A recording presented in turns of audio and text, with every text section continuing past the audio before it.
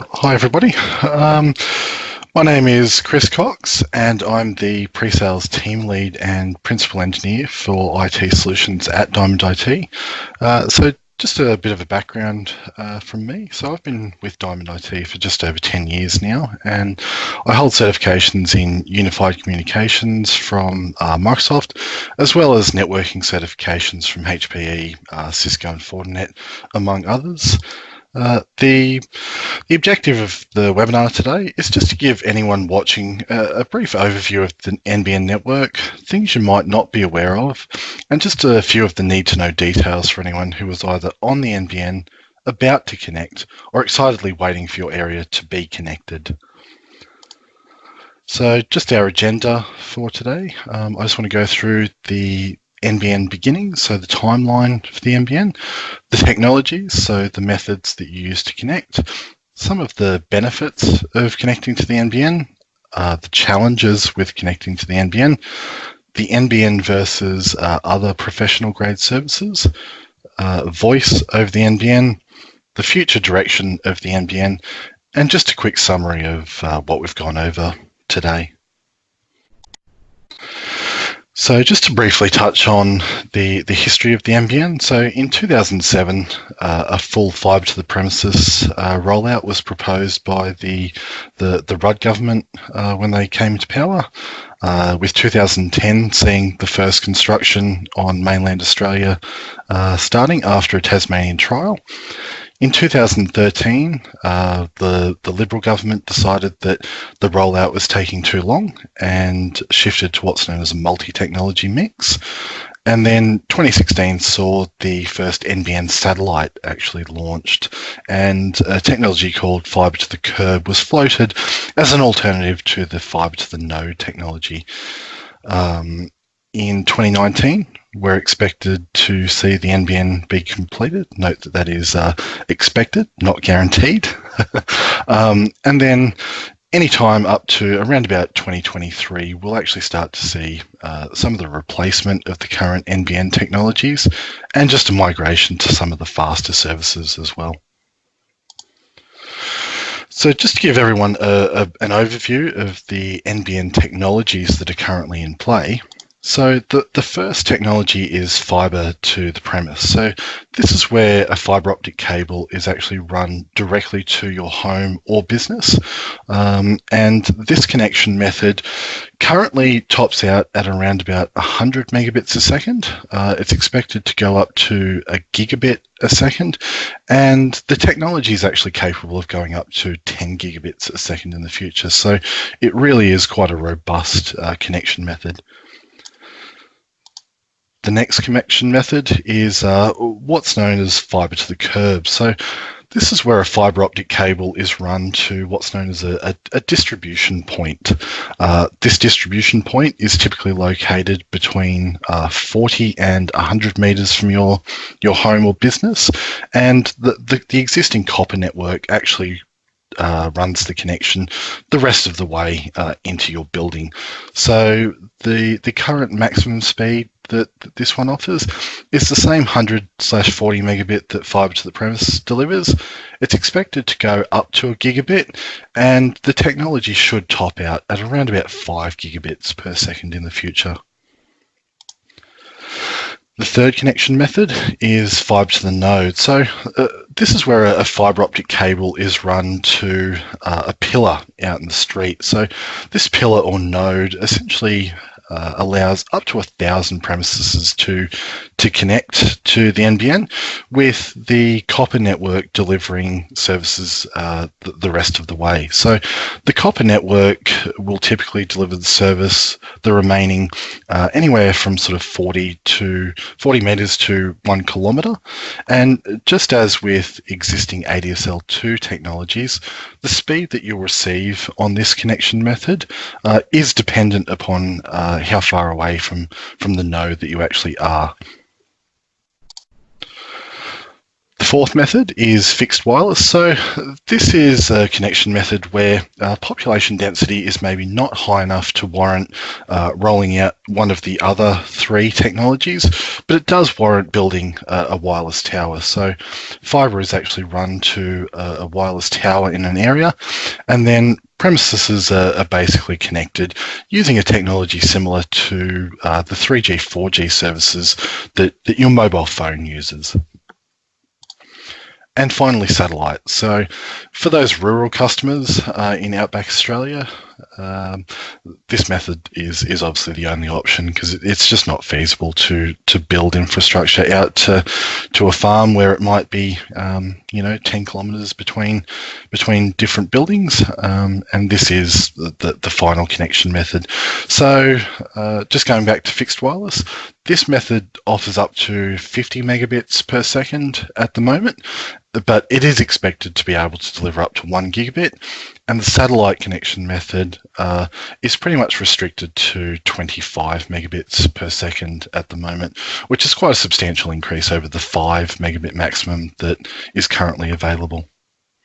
There is one final technology called HFC, or hybrid fibre coaxial, and that's where the NBN is delivered over the Optus pay TV network. That's actually only really relevant to some metropolitan areas and capital cities, so we won't touch on that today.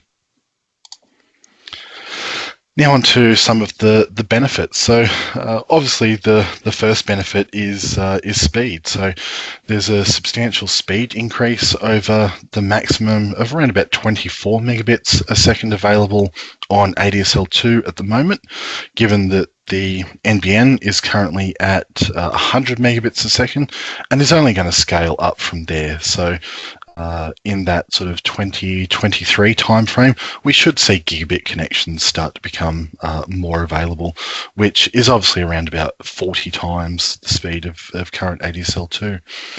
The second benefit is cloud enablement. So as services migrate to the internet and the cloud, the NBN really does enable you to access those services more readily and easily as time goes on. And obviously there's been quite a bit of conversation around cloud technologies, and I will touch on those further on in the webinar. The third benefit is software as a service. So quite a number of line of business applications, such as financial applications, your payroll software, are moving to a method of delivery known as software as a service. So that's where, instead of having to maintain your own databases, your own servers, the provider just delivers that software down to you as a web page, and that's fantastic to be able to access the software anywhere that you need to be, and it removes the burden of trying to maintain that infrastructure yourself.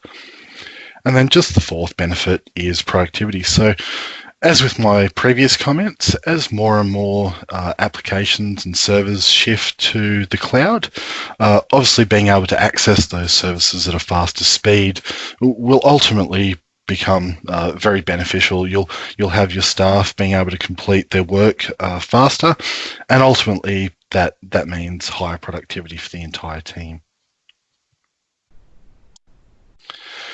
So challenges on the NBN. There are quite a few challenges at the moment. One of the biggest difficulties is that no matter what happens, there's always three parties involved when connecting to the NBN. So that's NBN Co, the RSP or retail service provider, which is say someone like Telstra. You can think of them as an ISP as well, and you as the customer. So trying to navigate the path of getting your NBN provisioned can be filled with stress if you don't know who to talk to and what the terminology being used actually means. So first off is the challenge of getting connected in the first place. So getting connected via fibre, fixed wireless, or satellite are all relatively straightforward. This is because you're using new infrastructure to deliver the service. So with fibre to the premise, you're getting a new fibre optic cable run to the building, and then once you want to transition to the new service, you simply switch over and turn the old one off. With the fibre to the node and fibre to the curb methods, it's much trickier, as the existing copper infrastructure that's currently delivering your ADSL or voice services is reused to deliver the NBN connection. And this is where most problems occur. So this introduces the potential for downtime. So as you're reusing that infrastructure and swapping from one internet connection to another, the timing really is critical on making sure that you don't get left without voice and data services if it's not managed properly. Diamond actually have a carrier solutions specialist team, so that team is able to help you navigate the waters of getting an NBN connection set up. However, they do typically require up to around about 6 weeks notice. So the message here is hope for the best, but plan for the worst, as the communication between NBN Co and the ISPs is currently difficult, and there are political forces in play, such as pay disputes with technicians, and this can lead to outages. And just the final challenge is that there are substantial changes to the way that voice services are going to be delivered over the NBN, and I will touch on those on a slide later on. So I just wanted to give everyone a bit of a visual representation of one of the final challenges of the NBN. Any of the retail service providers or ISPs are allowed to advertise the maximum connection speed that is able to be delivered to your home or business. What they don't have to advertise is what their backhaul, or the pipe that connects all those homes or businesses to the NBN network itself. So in example number 1, we've got 4 homes or businesses connected at 100 megabits down and 40 megabits up, and the ISP has purchased 200 megabits worth of backhaul into the NBN network for both up and down. Now, if all 4 of these businesses or homes tried to download their maximum speed at the same time, the result would be that they would see around about 50 megabits per second worth of total throughput there, which is obviously half what the advertised 100 megabits is, but still relatively quick. So we then move on to ISP number 2, where they've purchased half the backhaul bandwidth at 100 megabits up and 100 megabits down. So if all 4 of those homes or businesses were to try and utilize their connection to its maximum potential at the same time, they would actually only see 25 megabits per second worth of throughput there. So half that of ISP or RSP number 1. So the message here really is, with the NBN, you definitely pay what you get for. If you go for a very, very low cost plan, ultimately the service does have to be compromised in some way, shape or form. I just want to quickly go over NBN versus other services. So while the NBN is obviously a fantastic network being rolled out at the moment, there are other ISPs out there that do have their own fibre networks currently run in the Newcastle area and around Australia. So these ISPs have some additional benefits. So one of the first benefits is a better contention ratio. So with these services, you're typically seeing that you're sharing your bandwidth with maybe 4 other customers, whereas on the NBN, this can actually be up to 100 other customers. More flexible speed. So today, the NBN tops out at 100 megabits a second. In the future, it's looking to go to 1 gigabit. However, the current providers can actually go up to 10 gigabits per second today, if that's what your business needs.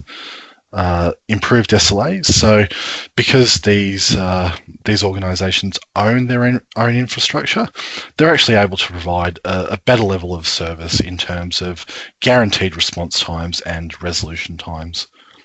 And then finally, additional redundancy options. So given that they own the infrastructure, they can actually provide additional pieces of equipment that means that there aren't single points of failure. Now, while there are, quite a few benefits to going with these services, cost is a deciding factor there. So you will pay more for these other services, but sometimes that the benefits outweigh the costs.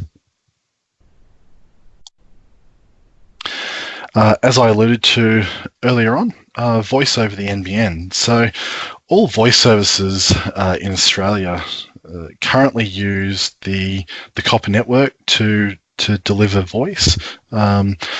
As of 2019, when the NBN is completed, this will stop being the case. So all voice services are going to be moved over to VoIP or SIP. So that's voice being delivered via an internet connection. And some businesses will require cabling changes to accommodate this change in voice technology. Some options for homes can be to move to wireless handsets, and that way you only need to rely on a single point of connection. Separate services. So I really want to go over this one. Being able to separate your data and voice services out into two separate connections really does provide quite a lot of benefit from a redundancy standpoint. So you can have your data or internet service go down and still be able to use your voice connection, and vice versa.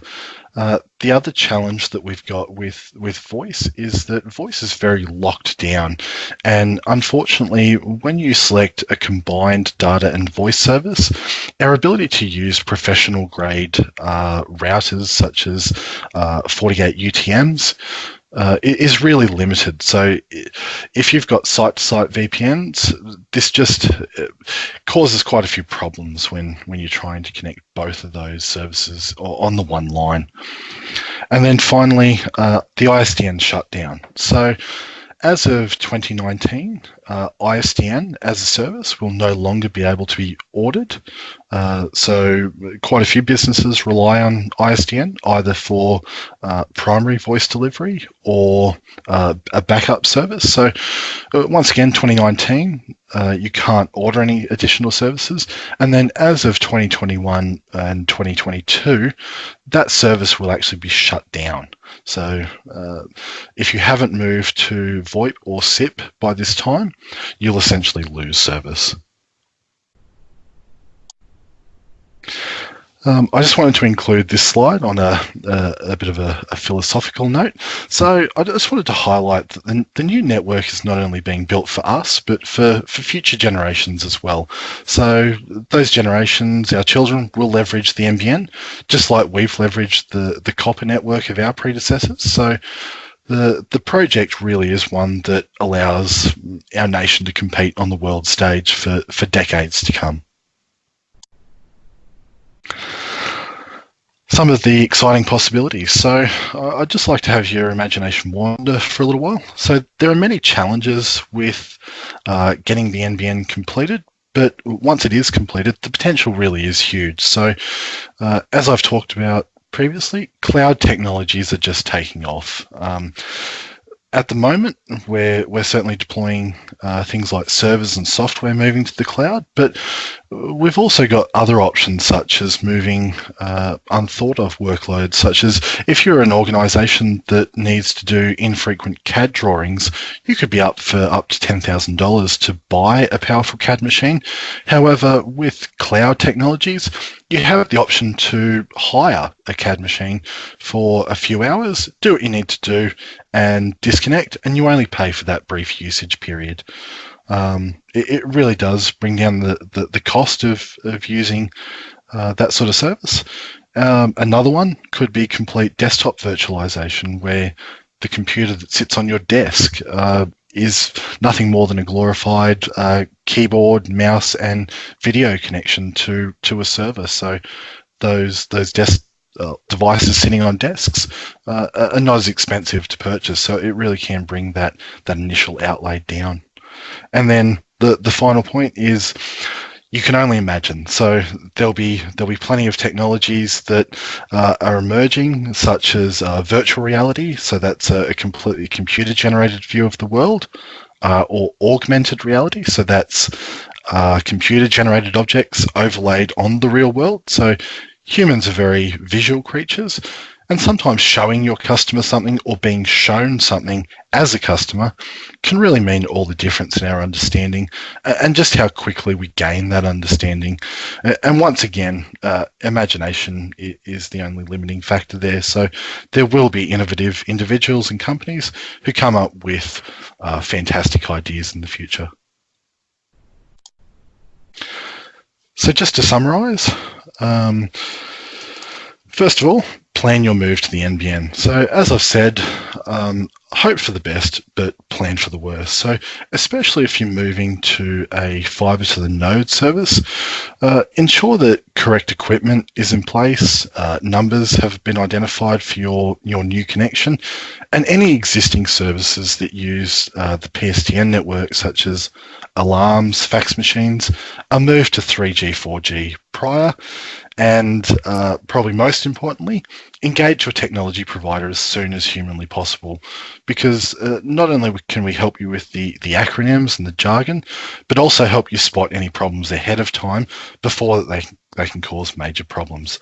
So as I mentioned, timeframes are at least 6 weeks to get a connection provisioned, but sometimes that can be more. So earlier is always better. Create a backup plan. So outages are possible.